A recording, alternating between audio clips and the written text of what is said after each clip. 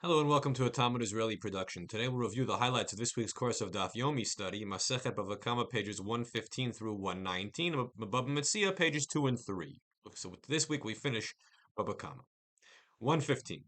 Shataf nachal chamoro v'chamor chavero. What happens if a river is floating away some animals, my donkey, your donkey? Shelo yafem mana v'shel chavero masayim. So one guy's donkey was worth $100, and one guy's donkey was worth $200. And you can only save one. So now what happens? The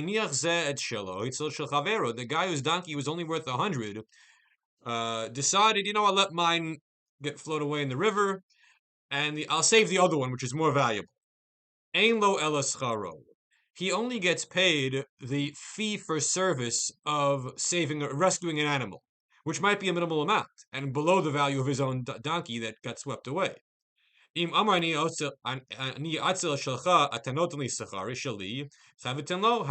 if the guy who's doing the rescue says to the other fellow who has the more valuable donkey, I'm only doing this on condition that you reimburse me for the value of my donkey that will be lost, then the guy with the more expensive donkey has to reimburse the one who saved that donkey and reimburse him the value of the other donkey that got lost in the river. 116. Tana Rabbanan. Sfina shaisa mahalach bayam. What happens if a ship is out at sea and there's a gale force winds and the storm is threatening to capsize the boat?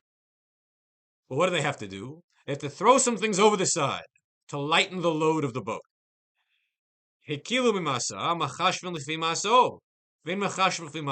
When we decide what we're going to throw over, we're determining it based upon the weight of the stuff that's being thrown over and not the dollar value of the stuff being thrown over.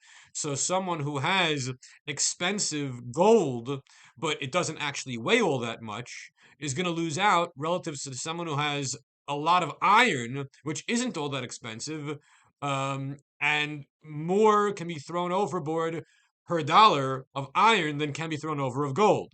So there's a certain financial unfairness, but the reality is we have to save the boat. And you should not depart from the custom of the sailors. Now, there's a couple of different explanations of what this means. You shouldn't depart from the custom of the sailors. But the basic idea is someone who is about to lose out financially shouldn't be throwing a fit on the boat in dangerous moments. You do what you're told, because this is what the sailors know how to save the ship. 117. Shatfa Nahar. What happens if there's a stolen field and a river is overflowing its banks and is flooding the field? What can the thief say to the owner of the field? Omer lo hare shelcha lefanecha. Here's your property. Despite the fact that it's in horrible condition because a storm came and wiped away all the crops and flooded the field, still he could say, here it is, your property. 118. Amar Rabbi Yochanan. Ha'omer lechavero. Someone says to his fellow, Mana li biyadecha. I have $100 that you're holding on to. Whether I gave it to you, or you're safeguarding it, whatever it is, I give you $100 and I want it back. But the other fellow says, I don't know. Maybe you did, maybe you didn't. I really don't know. So, does the person who is unsure of himself have to pay back that $100 or not? So the Gemara says, chayav, liable, he must. Despite the fact that we're really not sure what's going on here. He himself doesn't really know. But the other fellow made an assertion, a definitive assertion. So the Gemara says chayav. However, this chayav is not under the laws of man. It's habol etzeti de shamayim. If you want to be kosher in the eyes of God, you want to make sure that you did the best you could and was as honest as you could, you'll pay back the money. But in the strict laws of man, we can't force you to pay. It's only b'dei shamayim that you pay. 119. Gabai tzedakah, the charity collectors.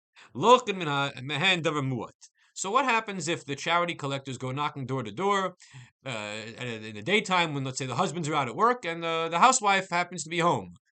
Can she give tzedakah without consulting her husband? And the answer is davar muat. Yes, she can give a little bit, a small donation. Avalo davar maruba, but not a large donation, because a large donation would require consultation between the spouses before it can be legitimately be remitted to the charity collectors. So they'll take a small donation, but not a large donation. Now we get to Bava Metzia. The first Mishnah of Bava Metzia, Daf Bet, is the famous Mishnah of Shnai Mochazin Betalit. Two guys grab a talis and they come to court, and this one says it's mine, that one says it's mine, and the conclusion is they'll swear each that they own no less than half of it. V'yachloku, and they'll divide it in half, each get half. So the Gemara wants to know whether or not this Mishnah follows the viewpoint of Ben Nanas, because Ben Nanas had said elsewhere that where there's a definite shavuat shav, a vain or false oath, the court will not impose it upon an individual. So if you have two conflicting assertions in a court case, the two litigants are saying things that are mutually exclusive, we don't want to make both of them swear, because one of them is going to for sure be swearing a lie. And that's really horrible. The court doesn't want to be party to coercing a lie. So maybe this Mishnah, in which both parties say, I don't own less than half, is an example of that, where it would be a problem. You're forcing someone who's wrong to make an oath that isn't true.